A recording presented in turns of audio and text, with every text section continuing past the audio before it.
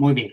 Nuevamente, Shabbat Shalom. Es un gusto compartir con ustedes en este día. Vamos a traer una presentación. Yo la considero bastante interesante, lo digo con la humildad que corresponde, pero el estudio les va a parecer bastante interesante, creo yo. Ustedes pueden ver ahí el título que probablemente se les haya hecho ya conocido, Los dioses y las plagas. Esta es básicamente la extensión de un estudio que lleva el mismo nombre. Hace tiempo nosotros vimos un estudio con respecto a qué representaban las plagas para las deidades egipcias y por lo tanto para la cosmovisión egipcia, ¿no? En esta ocasión nosotros vamos a ver, siguiendo el mismo hilo argumental de ese estudio, algunas evidencias arqueológicas del Éxodo, entre ellas teorías, debates y limitaciones de la propia arqueología y la investigación. Entonces continuamos básicamente con la segunda parte del estudio de los dioses y las plagas. Vamos a ver de entrada el Éxodo en el discurso arqueológico. Y cuando hablamos del discurso arqueológico nos referimos a si hay un consenso o disensión dentro del círculo académico que se dedica a la arqueología, ¿no? El Éxodo, el relato del Éxodo tal como se narra en la Torá, tenemos bien entendido y claro en la mente que es básicamente la piedra de fundamento del pueblo israelita, ¿no?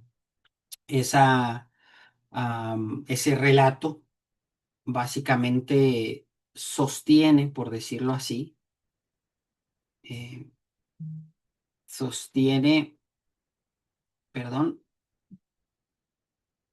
ambas tradiciones judías y cristianas, ¿no? Y ponemos judías y cristianas en plural porque no hay un judaísmo monolítico y porque no hay un cristianismo monolítico, ¿no? Y nosotros, pues, no encajamos necesariamente en alguna de estas dos categorías. Eh, pero decíamos que además de ser la piedra fundacional, este simbolismo que tiene, esta significación que tiene, le da al pueblo su identidad.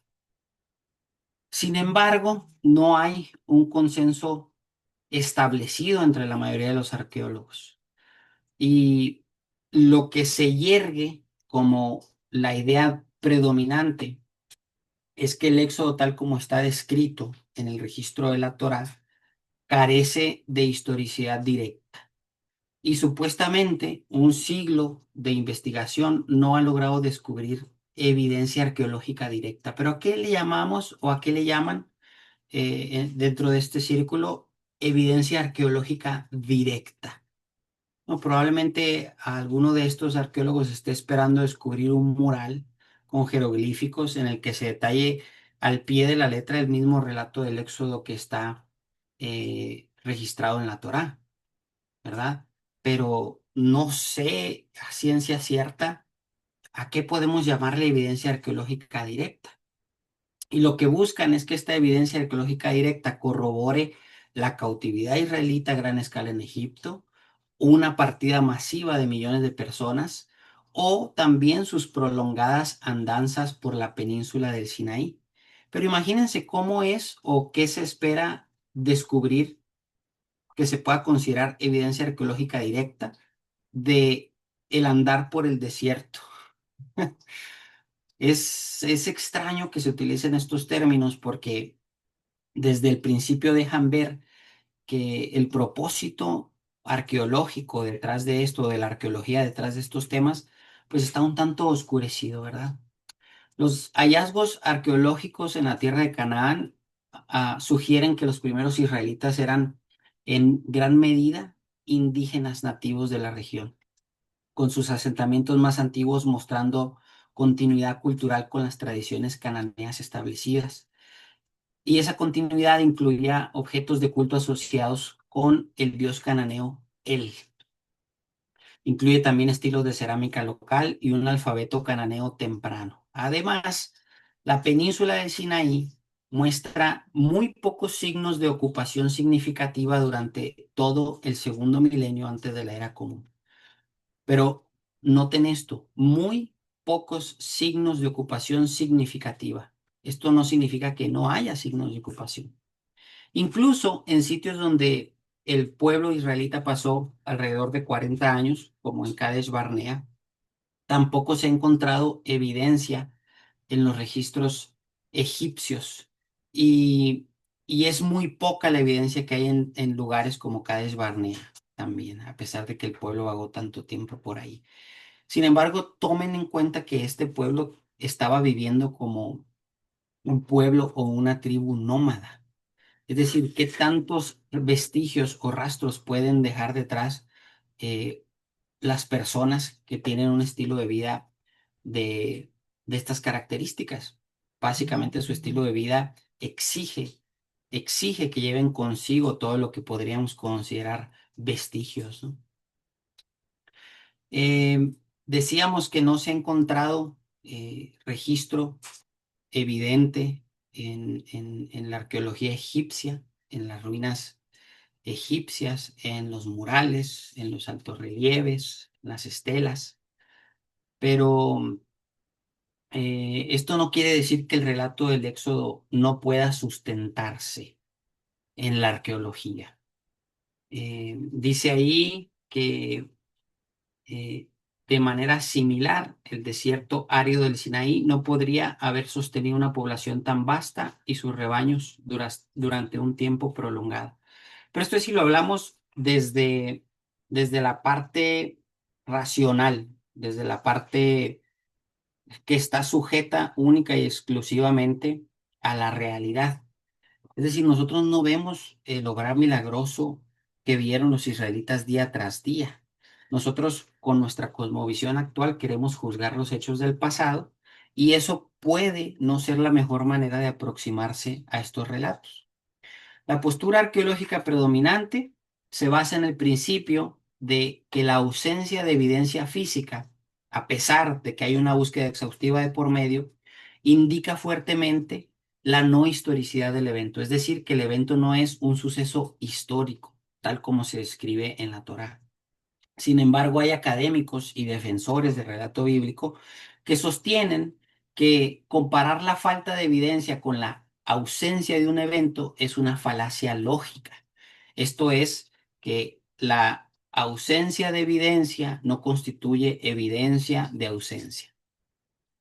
Dice ahí que especialmente al tratar con sucesos antiguos potencialmente milagrosos o relacionados con poblaciones nómadas, vemos estos dos aspectos. No se puede tratar rigurosamente en busca de evidencia un suceso que es en esencia milagroso. ¿Cómo podemos encontrar evidencia tangible de un milagro? ¿Qué tipo de evidencia es la que se está buscando en este caso? ¿Y qué tipo de evidencia se busca en relación a poblaciones nómadas? Si son nómadas, no podemos buscar restos de ciudades edificadas porque los nómadas no edificaban ciudades. Entonces, ¿a qué tipo de evidencias están buscando aspirar? Estos eruditos, estudiosos, especialistas señalan que los grupos nómadas a menudo dejan rastros arqueológicos mínimos y que los registros históricos del antiguo Egipto eran muy sesgados, notablemente sesgados. Tanto así que omitían o destruían frecuentemente cualquier información que pudiera reflejar de manera negativa a los faraones o a sus reinados. Ver las cosas desde esta perspectiva sugiere que la actitud de algunos académicos convencionales de considerar el caso como cerrado podría pasar por alto las limitaciones inherentes de la investigación arqueológica para cierto tipo de eventos como el que estamos considerando aquí. Esta diferencia fundamental subraya una división entre el método y la filosofía que hay dentro del arcal. Prioriza, pone por encima la evidencia material verificable. En contraste, algunos académicos maximalistas o de orientación religiosa argumentan que la naturaleza única del relato del Éxodo, es decir, que contiene eventos milagrosos, que incluye un estilo de vida nómada y que los registros antiguos que a nuestra disposición están probablemente muy sesgados, hace que el silencio arqueológico sea inconcluyente, es decir, que no se pueda llegar a una conclusión. Y de esta manera se justifica así la investigación continua y un debate abierto, sin necesidad de cerrar el caso como un rotundo no. Esto no pudo haber pasado, esto no pudo haber sucedido. Entonces, ¿qué vamos a intentar hacer en este estudio?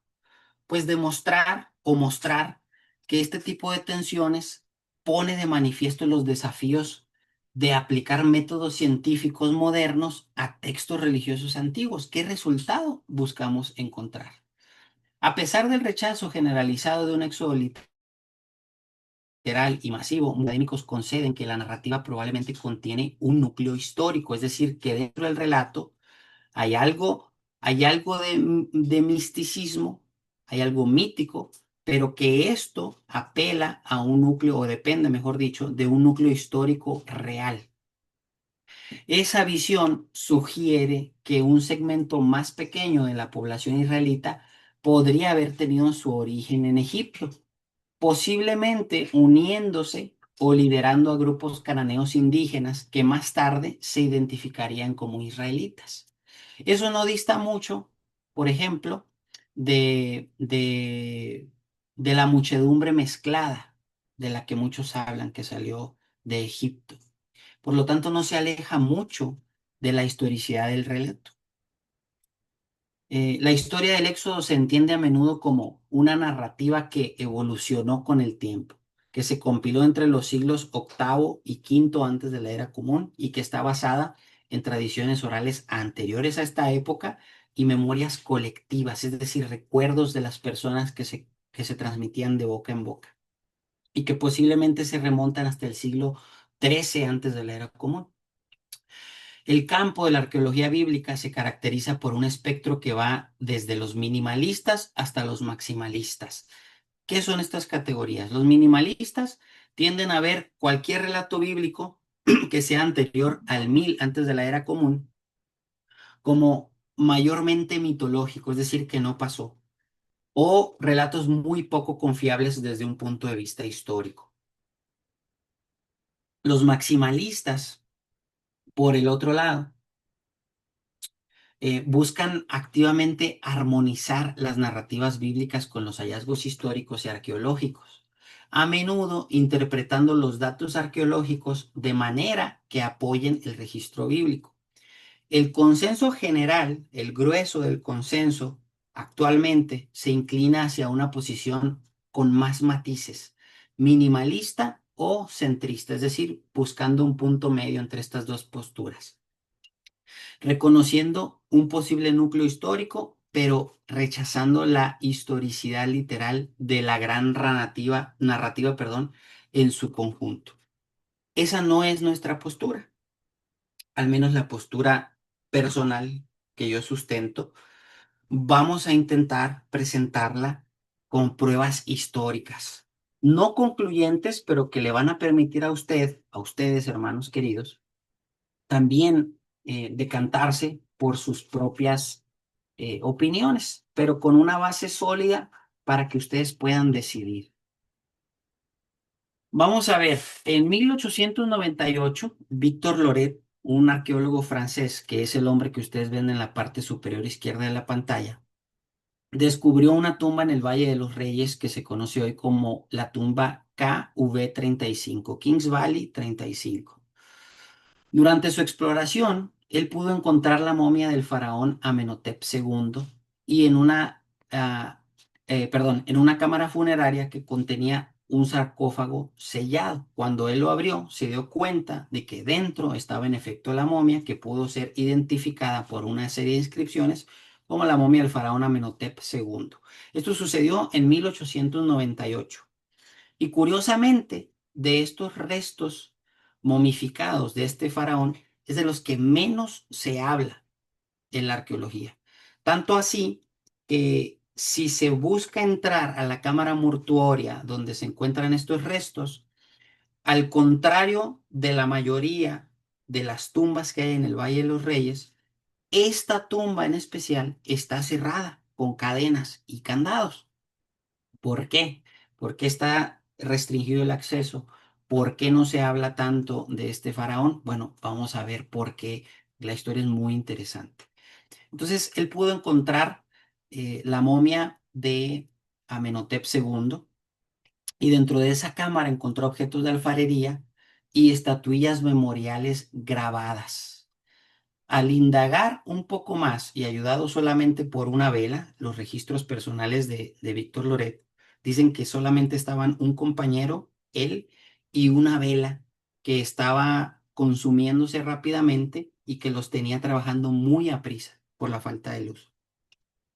Trabajando bajo estas condiciones, él encuentra una cámara lateral que contenía otros tres cuerpos. Ese es un dato importante.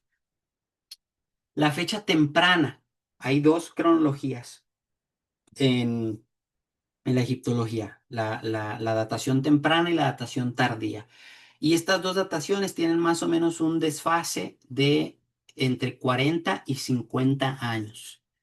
Pero si nosotros utilizamos la datación temprana para el Éxodo, que es la que se deriva de Primera de Reyes 6:1, se establece que Salomón comenzó a construir el templo 480 años después del Éxodo. Y dice ahí, Salomón comenzó a edificar la casa de Yahweh en el año 480 después que los israelitas salieron de la tierra de Mitzrayim, en el mes de Siv, que es el mes segundo, en el cuarto año del reinado de Salomón sobre Israel. Entonces, si la construcción del templo de Salomón se fecha alrededor del 966 antes de la era común, esto situaría el éxodo alrededor del 1446 antes de la era común.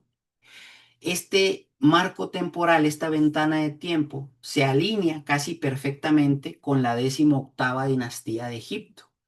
Dentro de esta cronología de la 18ª dinastía, Amenhotep II es a quien vamos a proponer como el faraón del relato del Éxodo. Este faraón reinó de 1427 a 1400 antes de la era común, en la cronología baja, o hasta el 1452, del 1452 a el 1400 en la cronología alta. Tras una corregencia, es decir, ¿cómo se puede decir? Un reinado bilateral con su padre Tutmosis III. Pero ¿por qué estos datos son importantes? Lo vamos a ver a continuación. Esas letras que están en negritas ahí, el nombre de Tutmosis III, tenemos que mantenerlo en la mente porque nos van a arrojar mucha luz conforme se desarrolla el estudio. Y perdónenme que no esté expresándome con la mayor claridad. Creo que tengo un leve dolor de cabeza, hermanos. Ustedes sabrán disculparme. Bueno, ahí hay un pequeño dibujo, un grabado a mano de otras tres momias que se encontraron en la cámara lateral de la bóveda mortuoria de Amenhotep II. Una de esas momias es una momia joven, femenina, es decir, es una mujer jovencita que está sin identificar. Y otra de estas momias es una reina egipcia. Ustedes pueden diferenciarlas. La jovencita está del lado izquierdo, acostada. Sabemos que esta no es la reina porque la reina está del lado derecho y tiene su mano izquierda sobre el pecho. Y esa postura era un símbolo representativo de poder y autoridad. Y en medio yace una momia pequeñita que se calcula tiene entre 11 y 15 años. Esa momia es muy importante en este relato. La narrativa bíblica describe la 10ª plaga como la muerte de todos los primogénitos varones en Egipto, incluido el primogénito del faraón. Esto está registrado en Éxodo 12. Y dice ahí, sucedió que a la medianoche Yahweh golpeó a todos los primogénitos en la tierra de Mitzrayim, desde el primogénito del Paró, que se sentaba en el trono, hasta el primogénito del cautivo que estaba en el calabozo y todos los primogénitos del ganado. Amenhotep II tuvo numerosos hijos, potencialmente hasta 10 y una sola hija. Es crucial saber que su sucesor que fue Tutmosis IV, no era el primogénito de Faraón Amenhotep II. Su hermano fue designado originalmente como el hijo mayor del rey y supervisor del ganado de Amón, que era básicamente un puesto que se le daba a los príncipes, un título que se le daba a los príncipes, supervisor del ganado de Amón. Ese hijo primogénito mayor era Huebenceno, hijo de Amenhotep II, claramente atestiguado en algunos registros egipcios. Sus vasos cánopos y una estatua literaria fueron descubiertos por Víctor Loret en la tumba de Amenhotep II. ¿Qué es un vaso cánopo? Bueno, durante el proceso de embalsamamiento, que era un método para preparar al ser querido para el más allá y preservar sus restos, se utilizaban contenedores de arcilla donde se depositaban los órganos que se extraían de los cadáveres. Bueno, lo que ustedes ven en la esquina inferior derecha es un jarrón, un vaso cánopo que contiene los restos de quien se ha identificado como Huevenceno. ¿Ok? Dice ahí que esto indica que la muerte de Huevenceno sucedió durante el reinado de su padre. Es decir, su padre estaba vivo cuando Huevenceno falleció, cuando su hijo, el príncipe, falleció. Y ante este hallazgo, Loret escribió que había estatuillas fúnebres, todas ellas en nombre de Amenhotep II. Una de ellas, sin embargo, portaba el nombre del príncipe real Huevenceno. Eso está entre comillas porque es parte del registro de personal, perdón, de Víctor Loret. Y esa estatuilla que ustedes ven en medio es la representación de una estatuilla similar a la que encontró Víctor Loret en esa bóveda mortuoria y que pudo identificar o ayudarle a identificar en ese mismo momento a el príncipe que se encontraba en la bóveda lateral. Ahora bien, el hecho de que Tutmosis IV, es decir, el sucesor de Amenhotep II, Tutmosis IV, no fuera el primogénito de Amenhotep y que un hermano mayor, Huevenceno, en este caso, fuera inicialmente designado como sucesor al trono, ya nos proporciona un paralelo convincente, aunque sea circunstancial, con la plaga bíblica de los primogénitos.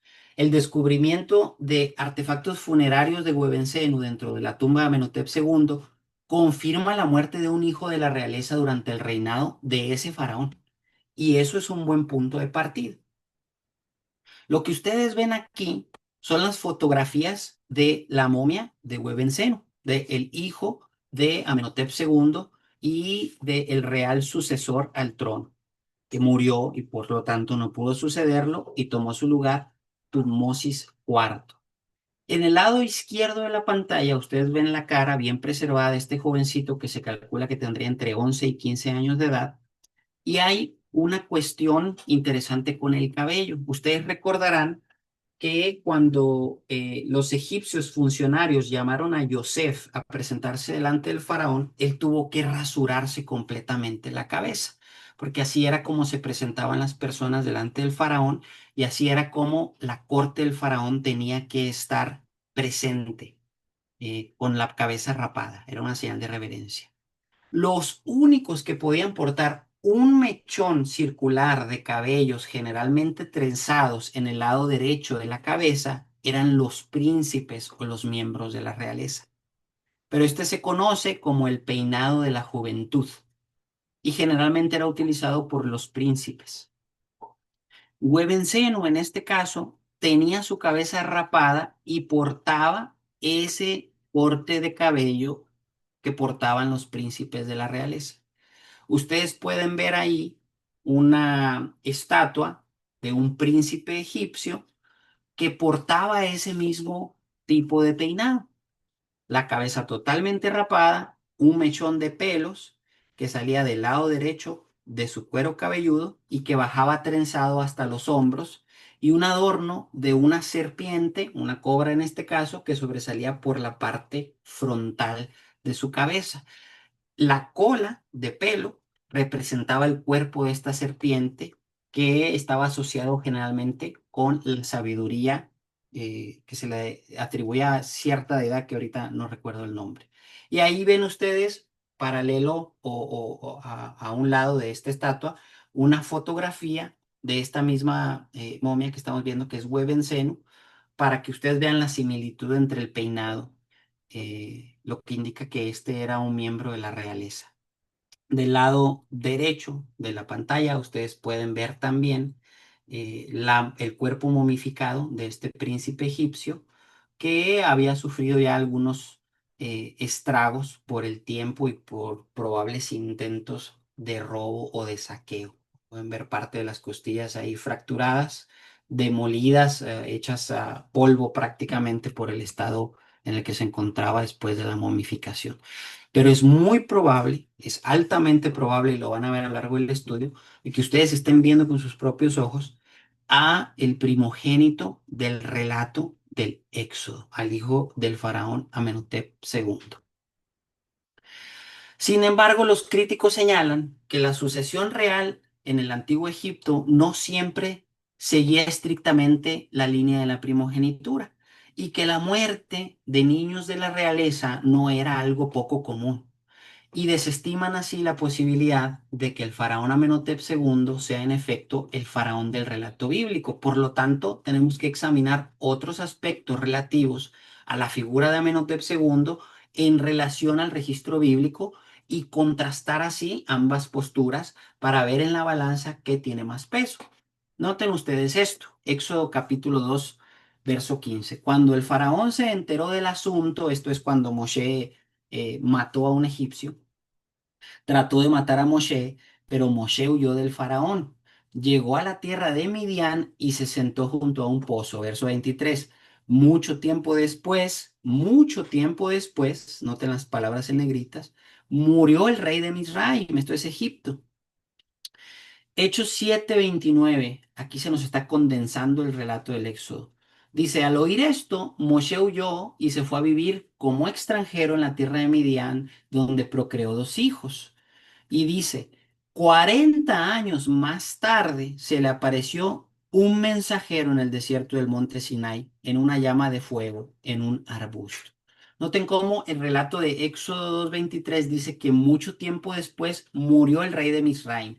Este es el antecesor de Amenhotep II, que en este caso sería Tutmosis III, el padre de Amenhotep II. Entonces, el relato de Éxodo y el relato paralelo de Hechos, que Hechos dice que 40 años más tarde fue cuando se le apareció el ángel, el mensajero a Moshe, por lo tanto ya estaba muerto el faraón de Egipto. Este es un dato interesante, porque el rey que persiguió a Moshe tendría que haber reinado más de 40 años y además, no solamente haber reinado más de 40 años, sino que además, para que esto encaje en el relato bíblico, tendría que ser el padre de Amenhotep II. Lo dice Éxodo 2:23, mucho tiempo después murió el rey de Misraim. ¿Cuánto tiempo? Hechos 7:30 nos dice 40 años más tarde. Bueno, coincidentemente, Amenhotep II es el hijo de Tutmosis III, que es quien tuvo uno de los reinados más largos y prolíficos de la historia egipcia y pertenece todavía a la 18ª dinastía egipcia. Reinó durante nada más y nada menos que 54 años. Eso es más del promedio de vida de la época en Egipto. Ahora, si él reinó de 1490 a 1436, esto podría acomodar fácilmente los 40 años que pasó Moisés en Midian antes de la ascensión de Amenhotep II. Entonces, el reinado de Amenhotep II se caracteriza ya por una reducción significativa en las campañas militares en comparación con su padre, quien fue un conquistador renombrado. De hecho, si ustedes ven la estatuilla de Tutmosis III en el Museo del Cairo, la estatua tiene una placa donde dice que este faraón es conocido como el guerrero de guerreros egipcios, porque él se encargó de hacer campañas militares enormes, campales, gigantescas. Y el reinado de Amenhotep II fue todo lo contrario. Entonces, algunos académicos atribuyen esa reducción en campañas y expansionismo a una disminución del poder egipcio. Dicen, bueno, los egipcios ya no tenían el mismo poder que tenían durante el reinado de Tutmosis III, entonces, como ya no tenían los mismos recursos, el mismo poder, no podían emprender campañas tan titánicas como las que emprendió Tutmosis III. Y esa reducción del poder egipcio se la atribuyen a que posiblemente haya sido la consecuencia del éxodo. Sin embargo, otros análisis sugieren que los registros de Amenhotep II enfatizan la fuerza y la destreza personal, indicando que este rey tenía un enfoque diferente para la narrativa de su reina, en lugar de necesariamente un estado que estuviera debilitado. Sin embargo, una inscripción de finales del reinado de Amenhotep II, noten, una inscripción de finales del reinado de Amenhotep II, que está fechada 14 años después de su última campaña asiática, expresa odio hacia los semitas, incluye una advertencia contra los magos. Recuerden que los magos, durante el Éxodo, tuvieron que reconocer, este es el dedo de Elohim. No podemos simular estas señales. Y en esta estela, si mal no recuerdo, hay un registro que podemos conectar con el Éxodo. Odio hacia los semitas, a los descendientes de Sem, y una advertencia contra los magos a que tenían por fuerza que eh, sobreponerse o demostrar que eran superiores a las deidades extranjeras, porque eran los sacerdotes de las deidades egipcias.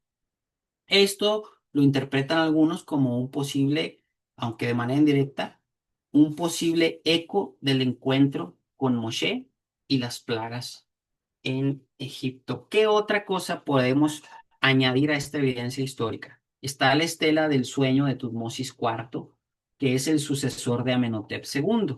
Ok, Tutmosis III es el padre de Amenhotep II, es el padre que está reinando durante la huida de Moshe, el faraón que está reinando durante la huida de Moshe. Huye Moshe, muere Tutmosis III, sube al trono Amenhotep II, pero se muere el sucesor real del trono, que era Huevenceno, y entonces le sucede a Amenhotep II, no el primogénito, sino otro hijo que asume el nombre de Tutmosis IV, que Tutmosis IV es un nombre que se le dio como título real una vez que asume el reinado. Ahora, la estela del sueño de Tutmosis IV, es decir, el sucesor de Amenhotep II, es una losa de granito que está ubicada justo delante de la gran esfinge de Giza, en medio de las dos patas de la esfinge. Y esta estela fue erigida durante el primer año del reinado de Tutmosis IV. Esto fue aproximadamente en el 1419. Noten que fue erigida casi inmediatamente que este rey sube al trono. En su primer año ya pusieron esta estela. ¿Por qué es importante? Por lo que dice, porque esta estela nos narra una historia que intenta legitimar ese ascenso al trono, porque él no era el sucesor legítimo. Entonces esta estela presenta una historia que intenta legitimar este acto. En esencia, la estela cuenta que un joven Tutmosis, que no era el heredero principal del trono, se queda dormido a la sombra de la esfinge. Y en su sueño él ve que la esfinge le habla, se le aparece en la forma del dios Kepri y le comienza a hablar. La esfinge se queja de su estado y le dice a Tutmosis que está enferma porque todos sus miembros están cubiertos por la arena del desierto. Y la esfinge entonces le promete a Tutmosis el reinado de Egipto, el trono de Geb, la corona blanca, la corona roja, dominio sobre la tierra y tributos de todos los países. Todo eso se lo promete si él la libra a ella de la arena y finalmente la esfinge de Giza reconoce a Tutmosis IV como su guardián. Lo llama mi hijo y mi protector. Eso está ahí en esa estela, afirmando que ha estado esperando que él haga lo que la esfinge desea. Tras ese sueño, Tutmosis IV se despierta y entonces dice ahí la estela que él procede a quitar toda la arena que cubría la esfinge y ya lo dijimos, el hecho de que esta estela se erigiera tan pronto en su reinado sugiere que fue una pieza clave en la propaganda utilizada para justificar su derecho al trono, dado que él no era el hijo primogénito y por lo tanto su sucesión podría haber sido cuestionada y pudieran haberse propiciado levantamientos, ¿verdad? La historia lo conecta directamente con la bendición divina, con la misión divina de estos dioses falsos, ¿no? Lo que fortalecía su posición como faraón delante del pueblo y de los cortesanos. ¿Se va entendiendo entonces? Todas estas son evidencias históricas que muestran que el entorno, el contexto inmediato, pasado y futuro de Amenhotep II encaja perfectamente con el relato del Éxodo. Y además, adicional a estos paralelos que hemos ofrecido hasta este punto, hay un dato que no es menor y que debe llamarnos bastante la atención a la hora de poner todas estas cartas sobre la mesa, a la hora de intentar equilibrar la balanza. Una vez más, el registro bíblico nos ofrece detalles que tenemos que tomar en cuenta. Fíjense lo que dice Éxodo 9, verso 8, 9 y 10. Dice, entonces Yahweh le dijo a Moshe y a Aarón, cada uno de ustedes tome un puñado de hollín del horno y que Moshe lo lance hacia el cielo a la vista del paro. Ok, recuerden que en Egipto se ofrecían también sacrificios humanos, generalmente eran cremados y estas cenizas de los difuntos se dispersaban en el aire, eran tiradas al aire por los sacerdotes y esa ceniza, ese polvo que se levantaba por el viento al caer sobre los asistentes a la ceremonia, sobre el pueblo, pues era tomado como una bendición. Ok, aquí Yahweh estaba utilizando eso mismo para lo contrario. Dice ahí que esa ceniza se convertiría en un fino polvo por sobre toda la tierra de Misraim y causaría una inflamación que reventaría en ampollas sobre hombres y bestias por toda la tierra de Egipto. Dice el verso 10, así que ellos tomaron el hollín y comparecieron delante del Paró. Dice ahí que Moshe lo lanzó hacia el cielo y causó una inflamación que reventó en ampollas sobre hombres y bestias. Noten, una inflamación que reventó en ampollas. ¿Ok? Un tiempo después del descubrimiento de la tumba de Amenhotep II por el arqueólogo Víctor Loret, el cuerpo momificado del faraón fue cuidadosamente examinado por el anatomista Grafton Elliot Smith o G. Elliot Smith, quien dejó registros cuidadosos de sus observaciones preservados en el Catálogo General de Antigüedades Egipcias del Museo del Cairo. Esos documentos existen, usted lo puede buscar, lleva ese nombre, Catálogo General de Antigüedades Egipcias del Museo del Cairo, momias reales. Ese es el, el título, ¿no? Noten ustedes, esta momia que ustedes están viendo del lado derecho de su pantalla es la momia perteneciente a Amenhotep II, el rey a quien le estamos atribuyendo el reinado durante la época del Éxodo. Ustedes ven todas esas marcas circulares en su piel como erupciones. Noten lo que escribió Elliot Smith al respecto. Esta es la transcripción del texto que ustedes ven arriba en la parte superior izquierda de la pantalla, que es básicamente una captura de lo que dice el documento que mencionamos anteriormente. La traducción dice lo siguiente, este es el puño y letra de Elliot Smith. Dice, la piel de todo el cuerpo está densamente cubierta de pequeñas proyecciones o tubérculos que varían de 0,2 a 0,8 milímetros de diámetro.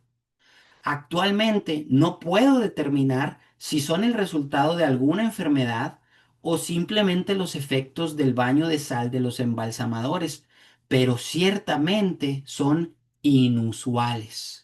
Más adelante en este mismo documento, él reconocerá que nunca había visto esto en ninguna otra momia que él hubiera examinado y que no tiene conocimiento de que alguno de sus colegas se haya topado con una anomalía de estas características.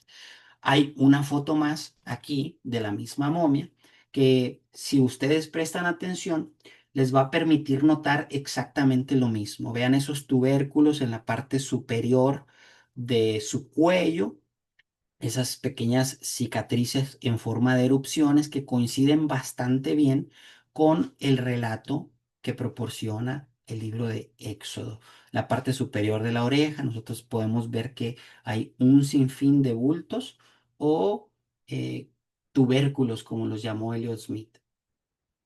Parece ser hasta aquí que los hallazgos arqueológicos, las cronologías e incluso los más pequeños detalles del relato apuntan a que esta historia puede ser totalmente legitimada. Sin embargo, aún así los detractores argumentan que el faraón del Éxodo tenía que haber perecido en el mar y que por esa causa no tendría por qué ser posible encontrar su cuerpo.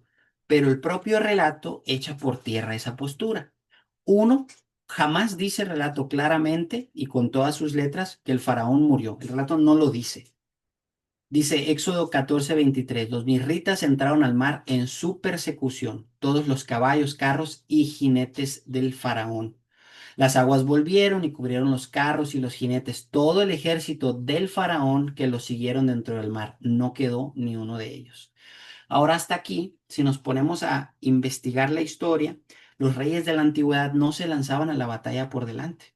Ellos lanzaban a sus ejércitos, ellos daban las órdenes y se quedaban observando desde lejos, organizando estrategias, pero no iban a la batalla.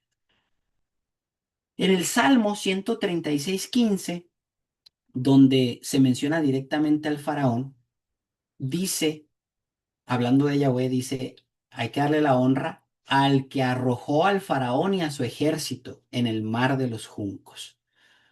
Pero aquí nuevamente el relato dice que lo arrojó. Ninguna parte de la escritura afirma que este faraón en efecto pereció. Y si así fue, si el faraón pereció ahí, dice el verso 30 del capítulo 14 de Éxodo, así libró Yahweh a Israel aquel día de los Misritas. Y Israel vio a los Misritas muertos en la orilla del mar. Por lo tanto, si estos cadáveres estaban siendo regresados a la orilla por las aguas, era obvio que el cadáver más importante que habría de recuperarse era el del mismísimo faraón. Por lo tanto, todas estas contraposturas o contraargumentos, pues pueden ser fácilmente desechados haciendo uso de el relato bíblico. Esta información está condensada y resumida para que podamos abarcarla con ajuste al tiempo. Ahorita todavía estamos viendo el tiempo, pero hay más. Hay, por ejemplo, el papiro de Ipuwer. Esta es otra prueba arqueológica que constituye tal vez un registro del azote de Egipto, o será simplemente una casualidad, como dice ahí el subtítulo. ¿Qué es el papiro de Ipuwer? Oficialmente se llama Papiro Leiden I-344 y es un manuscrito literario del Antiguo Egipto. Es una colección de poemas que actualmente se encuentra en el Museo Nacional de Antigüedades de Leiden, Países Bajos o Netherlands. Este documento describe un periodo de caos y sufrimiento y agitación social en Egipto. La única copia existente del papiro data del siglo XIII antes de la era común, pero muchos académicos creen que es una copia de un texto original mucho más antiguo. Yo no me quise meter en estos detalles de por qué se llega a esas deducciones. Leí el informe, pero no creo que toda esa información yo pueda explicarla en mis propias palabras y mucho menos condensarla en un documento a manera de presentación como este, ¿no? Pero hay muchos académicos que creen que esto y que tienen buenas razones para argumentar que esto es una copia de un texto original mucho más antiguo, porque menciona más de un evento que está ampliamente registrado por la historia egipcia y que no corresponde a la etapa en el que es datado este documento. Eso entre otras cosas, ¿no?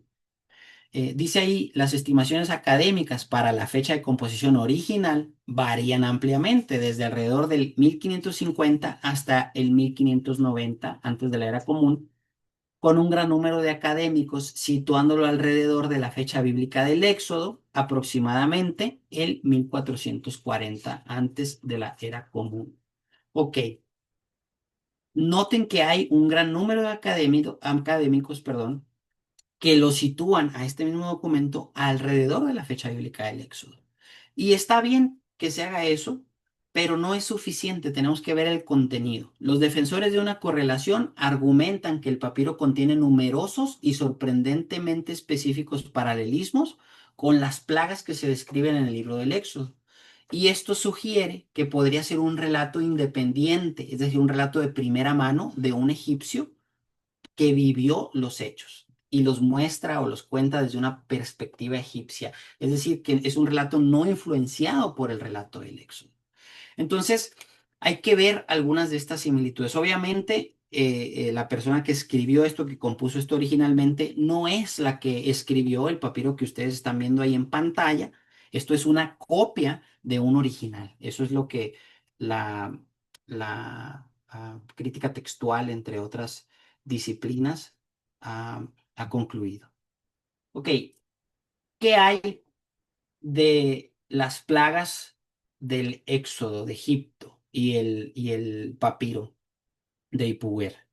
Bueno, vamos a ver grandes similitudes. El del lado izquierdo yo les voy a poner las citas del papiro de Ipuwer y del lado derecho las citas de la Torá. Sangre, esa es la primera similitud. Dice el papiro, hay sangre por todas partes. He aquí, el río es sangre. Uno tiene sed de agua. Esto no es el texto completo, son extractos. Y la nomenclatura que yo encontré, no sé si está dividida en capítulos y versículos, pero dice papiro y puer 2 5 y 6 y 2 10. Éxodo 7:20 dice ahí, golpeó el agua del río a la vista del paro y de sus cortesanos, y toda el agua del río se convirtió en sangre. Ahí está la sangre, ¿no? Una gran similitud. Y noten esa expresión, uno tiene sed de agua, dice. Éxodo 7:24 dice, todos los misritas tuvieron que cavar alrededor del río para buscar agua potable, porque no podían beber el agua del río. Abundaba una sed al río convertirse en sangre, al morirse los peces, al apestar el río. ¿Qué hay de la plaga del granizo? Dice ahí el papiro de Ipuwer, dice, he aquí los árboles son talados, las ramas despojadas, he aquí el grano escasea por todas partes. ¿Qué dice el relato del Éxodo? Éxodo 9:24, el granizo era bien pesado, con destellos de fuego en medio del granizo, tal como no había caído sobre la tierra de Misraim desde que se había hecho nación. 25 dice, por toda la tierra de Misraim el granizo derribó todo lo que había a campo raso, tanto a hombres como a bestias. El granizo derribó también todas las hierbas del campo y quebró todos los árboles. Todos los árboles, dice Ipuwer, han sido talados. El grano escasea, no hay alimento. La plaga de las langostas, dice ahí, las aves no encuentran ni frutos ni hierbas. Éxodo 10:14, las langostas invadieron toda la tierra de Misraim, se posaron en todo el territorio de Misraim.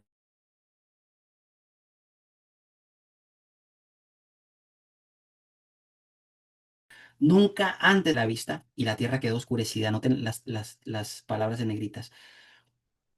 Dice ahí, y devoraron todas las hierbas del campo y todos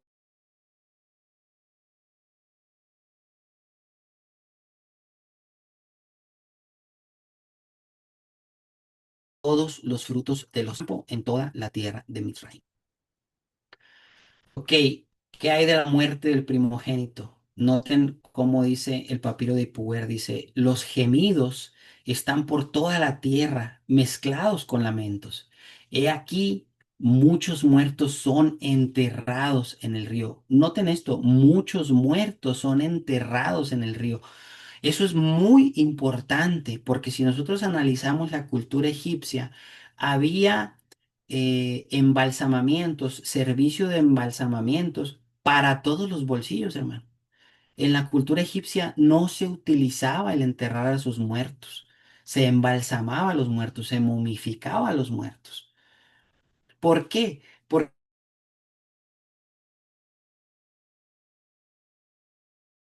su teología, su cosmos, entendían que esta manera de preparar el cuerpo, de cuidar el cadáver, era también al mismo tiempo una manera para preparar el espíritu o el alma al paso al más allá. Por lo tanto, era importante para ellos momificar, embalsamar, preparar a sus cadáveres. Pero dice aquí el papiro de Ipuwer, he aquí muchos muertos son enterrados en el río. Eso es algo muy poco común. Eso es algo completamente fuera de lo normal. ¿Y qué dice el relato bíblico? Éxodo 13, 12:30 dice, y el faraón se levantó en la noche con todos sus cortesanos y todos los mirritas, porque había un fuerte clamor en Misraim, porque no había una casa en la que no hubiera algún muerto. Noten, los gemidos están por toda la tierra mezclados con lamentos. Y noten lo que dice Números 33:4. Los misritas, entre tanto salía el pueblo de Israel, estaban sepultando a los que de entre ellos había derribado Yahweh todo primogénito cuando Yahweh ejecutó juicio sobre sus deidades. Dado que estos 10 azotes egipcios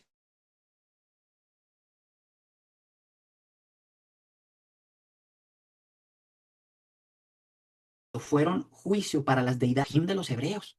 Y de esa manera, por medio de estas señales, Yahweh emite un juicio, hace un juicio sobre estas deidades y muestra que no son nada comparadas delante de él.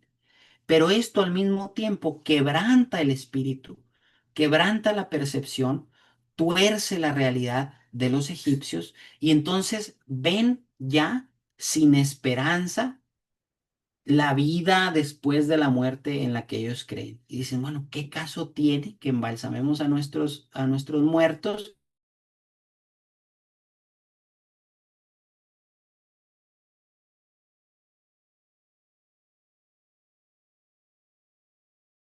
si esto simplemente a los primogénitos? Esa es una gran similitud entre este papiro y el relato bíblico, porque nos hace notar esos pequeños detalles, dejan mucho, mucho,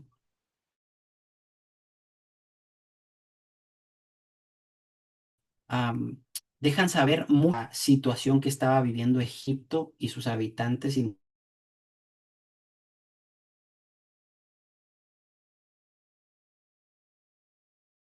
internamente.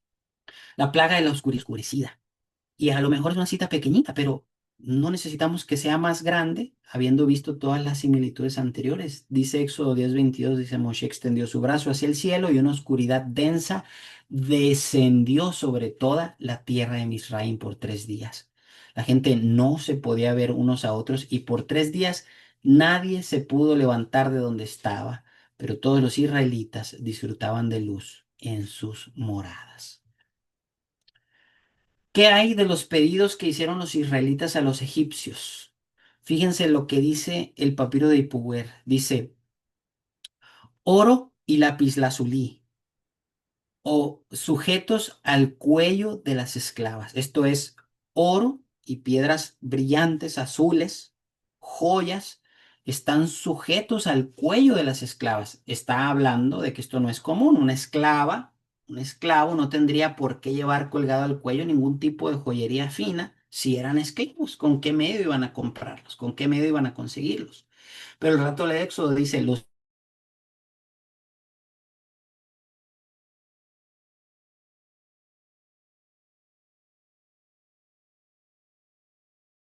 habían cumplido la orden de plata y oro y ropa.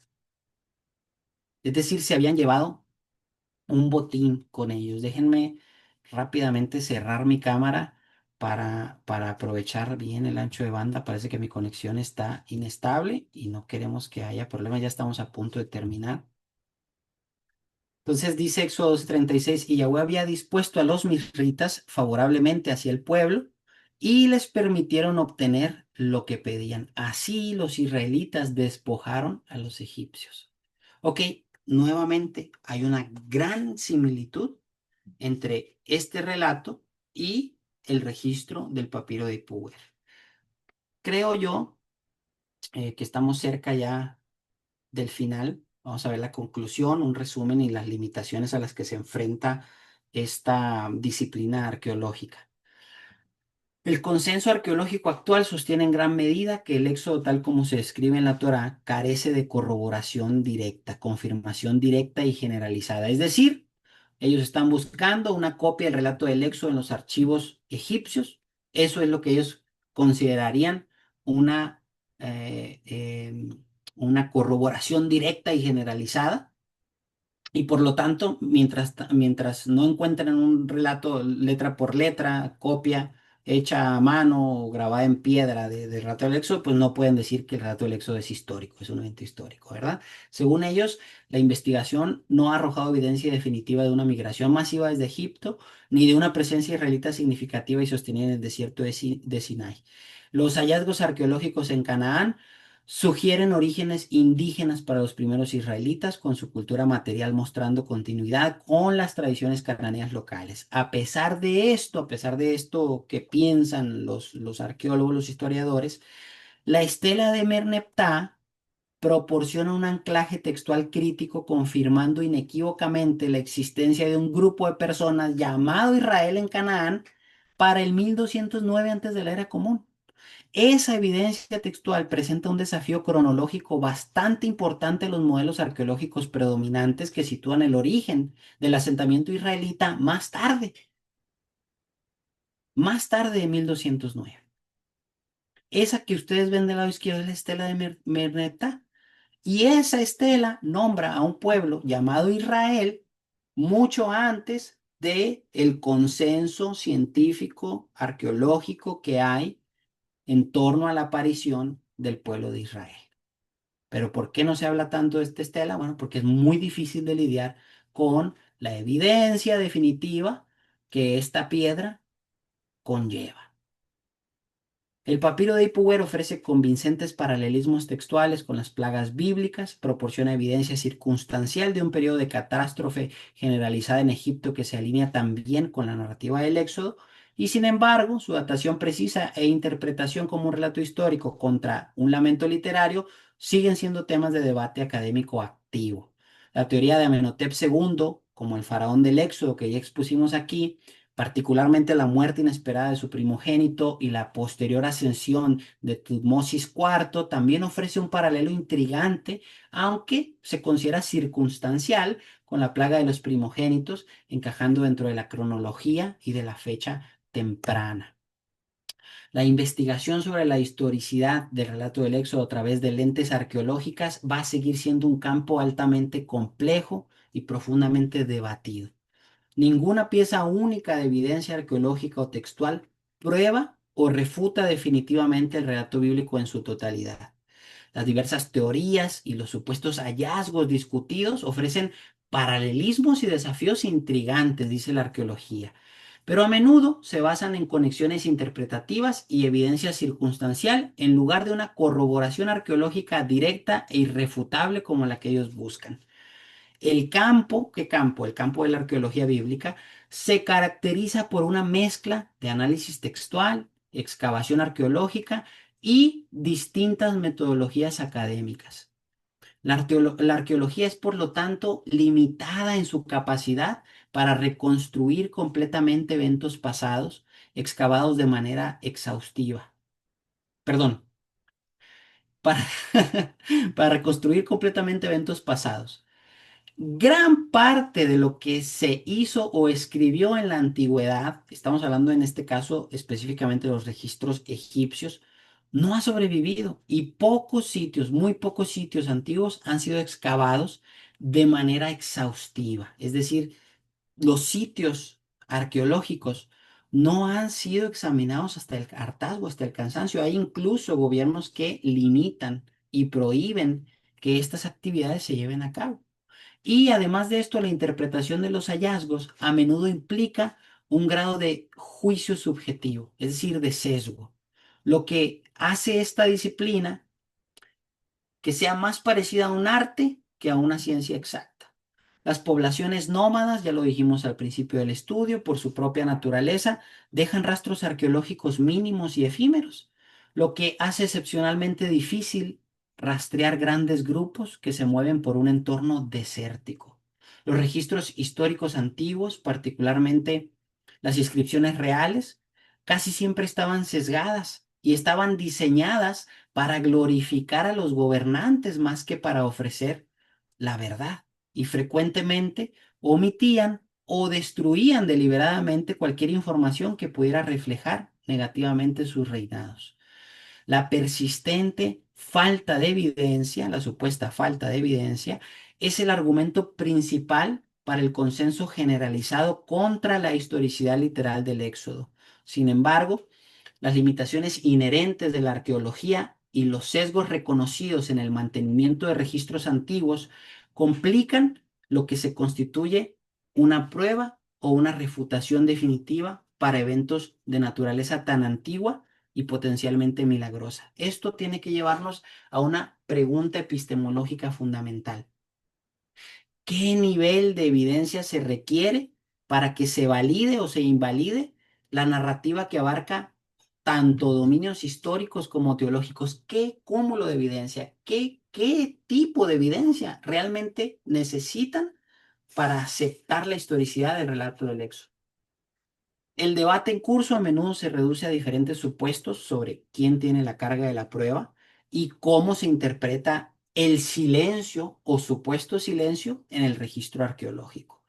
Esto sugiere que el lograr una prueba arqueológica definitiva del Éxodo, particularmente como un evento milagroso a gran escala, puede ser algo que esté fuera del alcance de los métodos arqueológicos actuales. En otras palabras, es muy probable que en virtud del tipo de prueba que se busca, sea imposible para la arqueología bíblica proporcionar la evidencia necesaria para que el círculo académico diga, sí, el relato del Éxodo es histórico y veraz. Pero creo yo que con estas evidencias que hemos presentado, podemos afianzar en nosotros la certeza de aquello que ya sabíamos, que Yahweh es aquel que anuncia el final desde el principio. Es Él quien era, quien es y quien será. Muchas gracias, mis hermanos queridos, y Shabbat Shalom. Espero que este estudio les haya resultado tan interesante como a mí llevarlo a cabo. Un abrazo.